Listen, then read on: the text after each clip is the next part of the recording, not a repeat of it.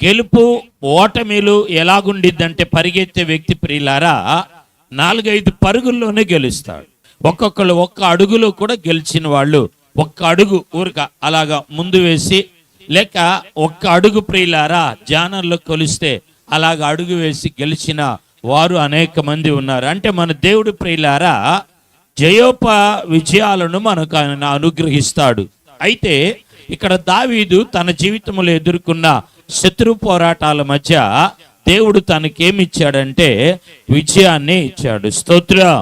దేవుడు విజయాన్ని ఇచ్చాడు. మన దేవుడు ఓడించేవాడు కాదు, ఓటమిని కలిగించేవాడు కాదు, పడేసేవాడు కాదు, చెదరగొట్టేవాడు కాదు. జాగ్రత్త సుమి. ఈరోజు మనందరికీ సంఘాల్లో, కుటుంబాల్లో శత్రువులు ఉండవచ్చు, శత్రుత్వం ఉండవచ్చు. కానీ యేసు ప్రభు వారు తేల్చి చెప్పింది ఏమై ఉన్నదంటే శత్రువులు ఎక్కడో ఉండరు గాని ఇంటి వారే శత్రువులు. యేసు ప్రభు వారికి కూడా ప్రియులారా మరి బయట ఎంతో మంది శత్రువులు పుట్టుకొచ్చారు గాని తను పట్టించింది, తన్ను ప్రియులారా నిరాశపరిచింది బయట వాళ్ళు కాదు గాని 12 మందిలో తన దగ్గర తిని, తన దగ్గర పెరిగి, తన దగ్గర ఎదిగిన వ్యక్తి ఏమయ్యాడంటే యేసు ప్రభువాన్ని ఆ పట్టించేటప్పుడు కూడా ప్రియులారా ఎలాగన్నాడంటే చెలికాడా ఆ వనంలో ప్రియులారా ముద్దు పెట్టుకొని అతడు ఏం చేశాడంటే యేసు ప్రభువాన్ని 30 వెండి నాణేలకు అతడు పట్టించాడు. అంటే శత్రువు తయారు ఎలాగవుతాడంటే ఏదో ఒక చిన్న స్వార్థం దగ్గరే అవుతాడు.